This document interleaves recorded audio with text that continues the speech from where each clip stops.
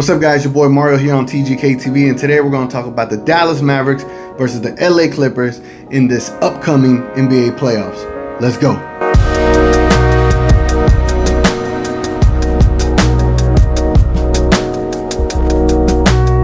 But before we get started, if you are new to this channel, hope you consider subscribing and liking the video as well. We do a plethora of videos here. We unbox cards, we review shoes, we do travel stuff, and we also review beers and micheladas and stuff like that. So hope you consider subscribing, but let's get straight into this matchup. Let's go. Now, all this stuff is, I have no scripts, nothing here to kind of read off of. The only thing I wrote down is MFFL, Mavs versus Clippers, and I'm going to do the best job I can being unbiased, because I am clearly unbiased, right? Now I'm biased. I'm a little biased, but I will be very unbiased when it comes to talking about this upcoming matchup. But I am rooting for my Dallas Mavericks. Now, the Dallas Mavericks are the 5th seed playing the 4th seed LA Clippers, and the Clippers basically tanked to play us. If that ain't disrespectful to us as a Mavericks fan, I don't know what is. But if there was a matchup I honestly wanted as a Mavericks fan, this one was it. If we're gonna make any kind of noise in this upcoming playoffs, give us the Clippers. We owe them some get back anyway. I mean, I'm pretty sure a lot of the Mavericks want some revenge after last playoffs in the NBA bubble. Now, yes, I know the LA Clippers improved their quote-unquote roster with Ibaka and Batum and Rajon Rondo, and yes, I understand they have the best three-point shooting percentage team, and yes, I know they got Kawhi Leonard, the board man gets the win, you know, or whatever nickname y'all give the Terminator. And I know they got Pandemic P over there because Paul George, is he any difference in the playoffs than he is in the regular season?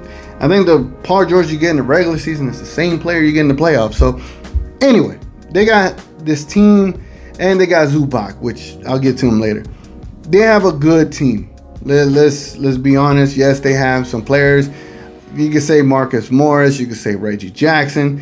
I just think these are all players that are a little bit past their prime, and they're just there riding the coattails of a Kawhi Leonard. Now, I mean that very respectfully. I'm just saying it's kind of like when players ride the coattails of LeBron James. Anyway, but we're talking about the Mavericks here. Last year, when they played the Clippers, the Mavericks were injured. They were without Jalen Brunson. They were without Willie Cauley-Stein. They were without Dwight Powell. And we also had a injured KP after Game 3. We also had Michael Kidd-Gilchrist out there, for crying out loud. This season, we have all those players back minus a Michael Kidd-Gilchrist. We're talking about Jalen Brunson that could literally be a starting point guard for another team. Dwight Powell, a good pick and roll player, very efficient down low. And Willie Cauley-Stein that could provide another, defensive sort of anchor down there. And then hopefully a healthy KP. But enough of all this bantering. Yes, we all know all the stuff when it comes to the paper of which team is good at this and which team is good at that. We know Luka is the superstar and the face of the franchise, and we know Kawhi is for the Clippers. We get all that. But let's get straight to the point here. The Clippers are just the Clippers. They're just a team. There's nothing that I see about the team that makes them any different. The Mavericks, I know it pisses a lot of people off because of how inconsistent they are. They play down to their competition. When they play against the good teams, they play very well against them. And to me, it's fine. Because I think when it comes to this upcoming series, I think Luka has something to prove. I think KP has something to prove. I think Paul George is going to be the same old Paul George. And so what's going to come out of this is we're going to have a Jalen Brunson just battering Rajon Rondo or Pat Beverly, wherever the case may be. We're going to have a Dwight Powell being able to make some moves. The only thing I see an issue with is Zubac. That guy gets every damn rebound against us whenever we play. So I just hope that they find a way to box him out and don't allow him to get those second chance points. I do feel second chance points is going to be a big problem here. I think from the perspective of a Dallas Mavericks fan, I would really like to see the Mavs win in 6. But I'll give you my prediction straight off. I think the Mavericks can beat the LA Clippers. And I think they can. And I think they honestly will. And I think they will do it in 7 games. Reason for that, Luka is going to be pissed off. He doesn't have any more text to get to be suspended. He can freely talk all the crap he wants to talk. We're going to have KP. I think KP is the X factor for the Dallas Mavericks. And we also have a coaching advantage when it comes to Rick Carlisle and Ty Lue. Kawhi Leonard is as great of a player as he is. He could probably do anything from the perspective of being on a basketball court, rebound, pass, shoot, all that stuff, play defense. Yes, we get that. But there's not another player on that team that scares me from the Dallas Mavericks. We got Josh Richardson. We got Dorian Finney-Smith. We got Maxi Kleber. We got these players that can defend and give Paul George and give Kawhi Leonard a good run when it comes to defending them from a defensive perspective. They're going to make them earn their points. The thing is, can the other players like your Rajon Rondo, Pat Beverly, Reggie Jackson, Marcus, are they going to knock down the shots, and are they going to be able to step up when they need to? I don't think there's anybody on the Clippers that can shut down Luka one-on-one, and especially whenever there's some pick and roll action. I do honestly, genuinely believe that Luka is a generational talent, and he's going to put that stuff on full display when it comes to the Clippers. And I know I'm saying that the Mavs in 7, that's just giving the respect to the Clippers, and especially Kawhi, but I could even see the Mavericks winning in 6.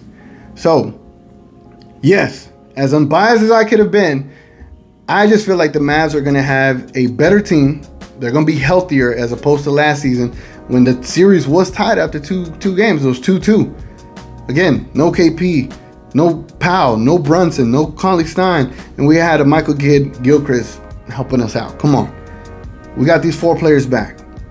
These guys have another year under their belt. Tim Hardaway Jr. has been playing lights out lately.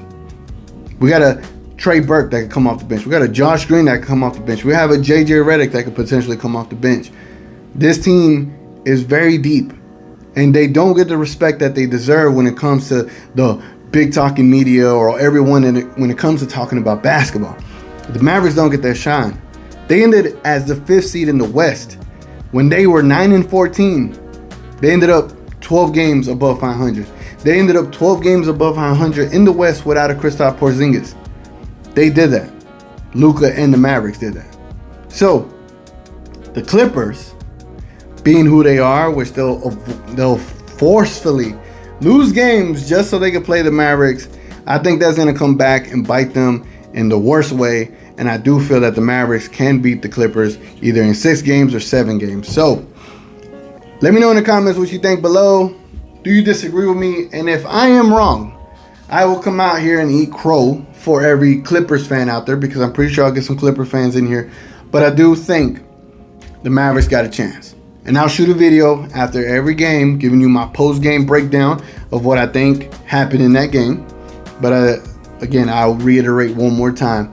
The Mavericks are an actual contender when it comes to beating the Clippers in this playoff series.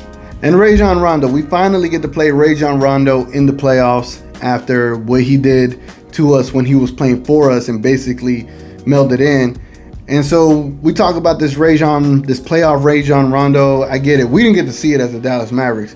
We gave up the #1 efficient offense at the time for Rajon, and for him to just kind of bail out on us. So I know that there's something in the Mavericks that they're going to have against the Clippers.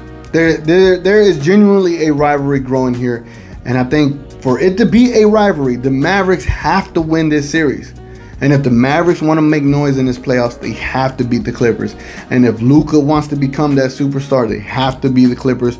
And if KP wants to get some respect in the league, he has to be a part of this team and be efficient and have an impact to beat the Clippers.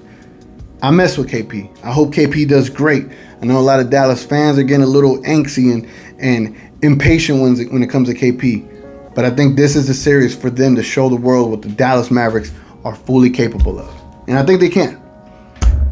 So anyway, guys, sound off in the comments below. And after game 1, I'll be right on here posting my reaction video to the game. So I'll catch y'all. Until then.